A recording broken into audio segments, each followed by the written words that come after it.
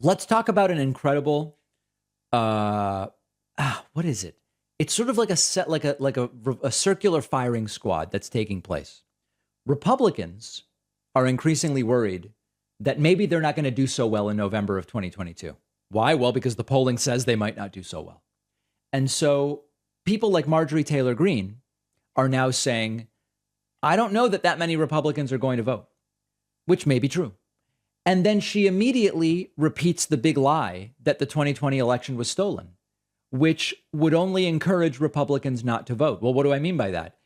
If you believe your vote doesn't matter because it's going to be stolen or eaten or flushed or whatever, then you are less likely to go out and vote. If I knew my vote wouldn't count, why am I going to take time to go out and vote? So even though they're worried about low turnout, Republicans are lowering turnout by insisting on the big lie. Here's a clip from Marjorie Taylor Greene on Graham Allen's Dear America podcast. I'm not familiar with the show, but she appeared on it.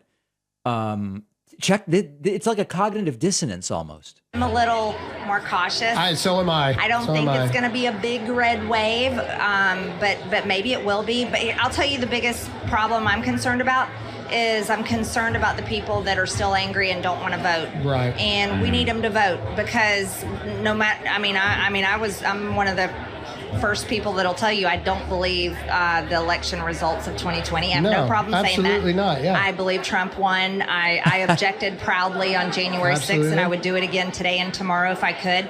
But I think there's people that feel that way, and they're still angry, and they may not want to vote. But we have to.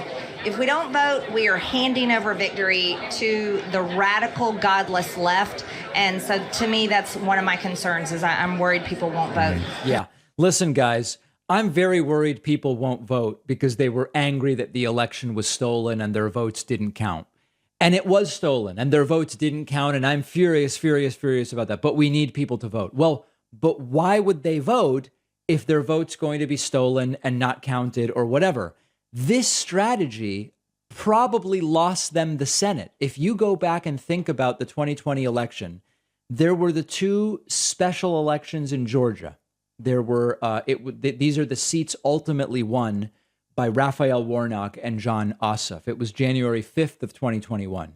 They spent the period between November of 2020 and January 5, 2021, insisting that their votes didn't count, that the entire thing is rigged, that they're going to steal it again, and that depressed turnout, and ultimately they did lose. And some of those races were not, I don't remember the exact number. Let me see if I can even find them. January 5, 2021, special Georgia election results. Let's see what those were. Ultimately, Ossoff won. Ossoff won by 1.2 percentage points, and Warnock won by 2. Okay? It is completely plausible that insisting that it was all stolen and it's all rigged for 2 months plus, 2 months basically, between the November election and the January special elections, that they lost control of the Senate because of that. It could be 52 to 48 Republicans were it not for this very strategy. And now Marjorie Taylor Greene just repeats it. She is encouraging people not to vote by saying it was stolen. The votes didn't count, on and on and on. I don't believe in overt voter suppression as a tactic to win elections. So you will never hear me say on this show stuff to try to trick Republicans into not voting. I know that there are people who say, well, the ends justify the means. And there are some on the left who say it would be fine to try to trick Republicans into thinking election day is a different day than it is, or whatever. That's beneath me. I can't do that. That seems immoral to me. But I'm certainly not going to tell Republicans not to do it themselves. And if they want to continue insisting that it was stolen, votes don't count, it could happen again, it's all going to be fraud, then by all means, let them go ahead and do that and see what the actual turnout is.